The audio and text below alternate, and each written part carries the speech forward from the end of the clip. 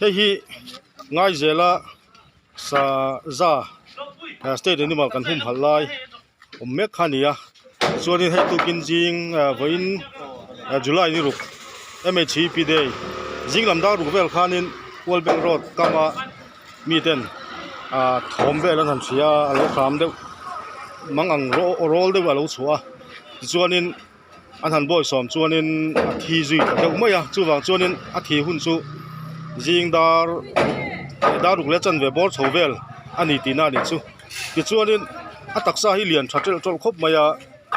kan la buk chi alova amaro chu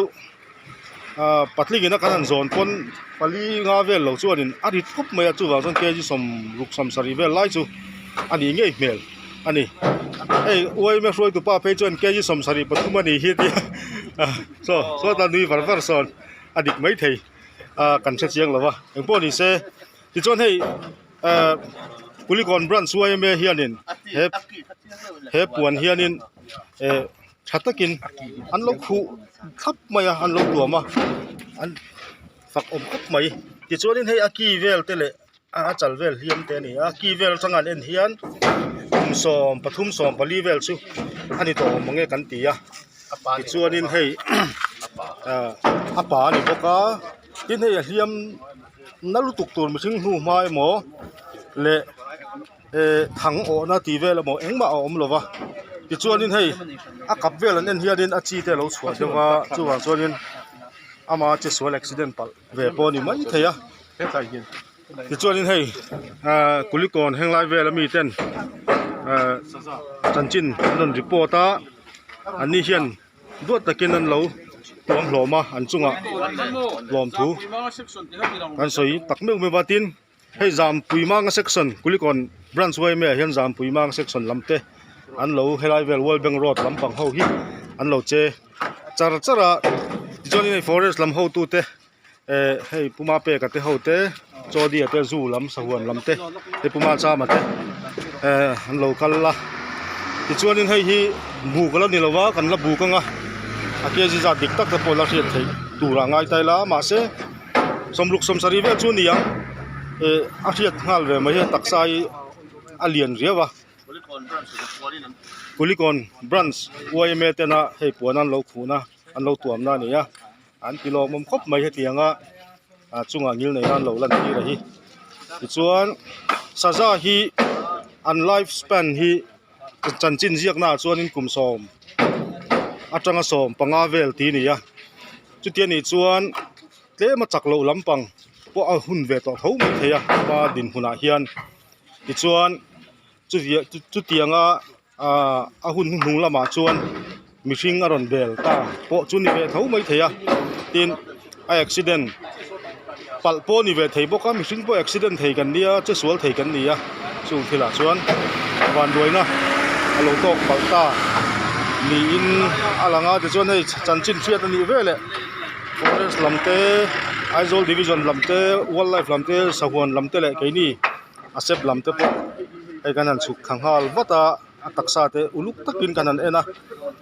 achala hianin alum na ni om tak liam na ve deuh hlek chu amul khok de urot khopin a nei ve boka tila chala hianin liam pakhat lian vak lo ngai te po tlem om ve deuh a oma chung vela chuan bor som na re sel lo na te po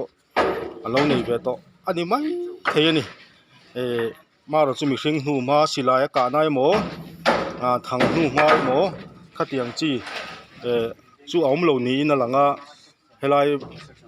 ngai zel kham pheya hianin adam chung hun hi chu zalen le hlim takin amang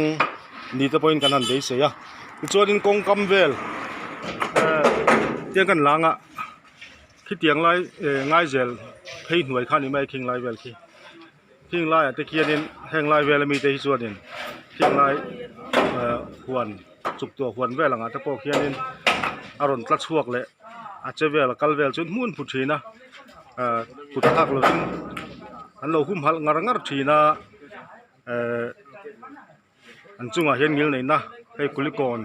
branch YMA vel heng lai Kulikon le che vel mi te hian an lo hum hal tak thina chuan in ngai that lo na em tur mihring kut thak na ang chi chu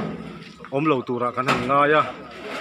ti chuan helai hianin sajanu fa dang te pon lo om ni in hriat ani boka chung te chu thanem ngai taka hum hal zel angai ni chung te chu tle ma zong helai hun te kan kalta ka chuan kan hriat thei chin china chip chiar ve deuh report anan ke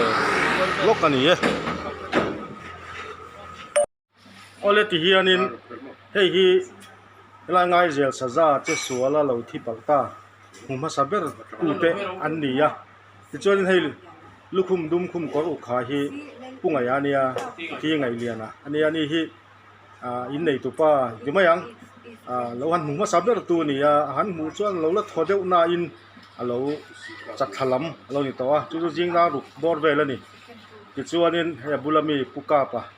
ani hi han kal vakal ve hal vak boka anni pani hian an lo boy som ani ti kha kan thiat de sim thima ta na anni hum ha tu an ni ya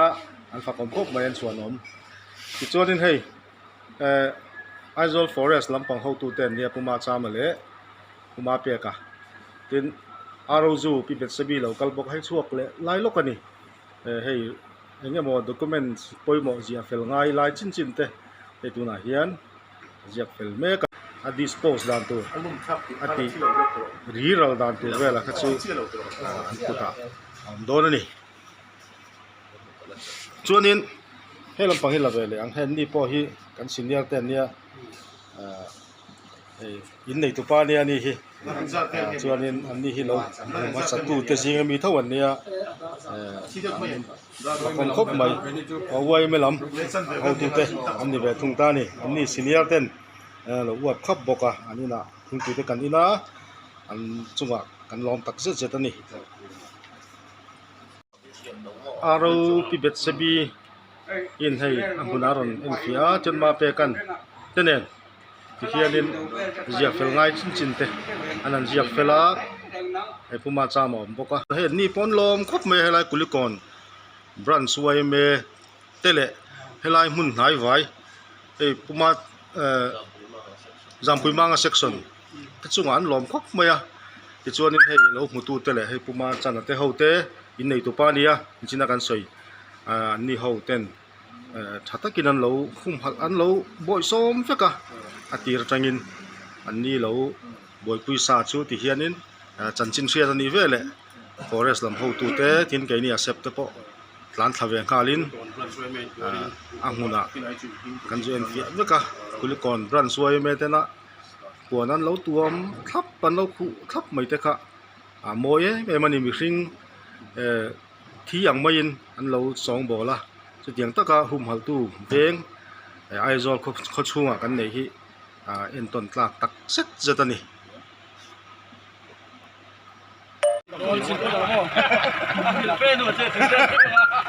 ole hei ti hianin wildlife motora an hlang lut ta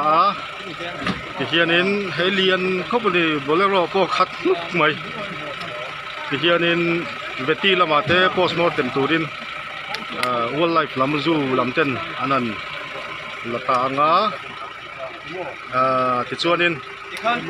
tura nang zelin en pia tu zong kha chu anni kuta an to do na ni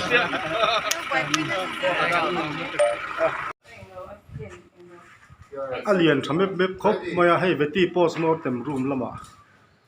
beti doctor fel tak tak ten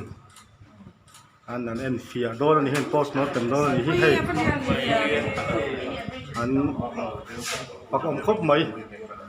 hianin engwanga thi nge liam le na te lo nem khrisel lo na te lo nem ti te le en fia ngai zong kha an ni ho hian ni tian bor lai lai an en fia anga achin chan chu hriat thei mai na rin oma ti chuan he mi thu lampang hi chuanin dispose dan tu the thang dan tu rakha forest lampang tu ani to do na ni